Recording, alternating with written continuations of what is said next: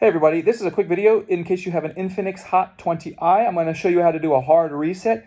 Even if you don't have the pin code or the passcode and your phone is locked, we can bypass that and reset everything. Now it will also wipe everything else off the phone, your contacts and your apps and everything like that.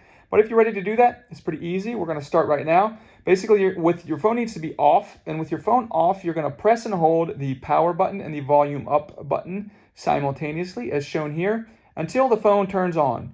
And once the phone turns on, it will open up in this recovery menu where you can scroll through using the volume up and down buttons. And then when you get on the option you want, you hit power. So we're going to scroll down to wipe data factory reset and then hit the power button to select it. And then it's going to take us to this confirmation screen. So we're going to toggle down to factory data reset and hit the power button, being aware that once you hit the power button on this option, everything will be wiped off your phone and it will be brand new.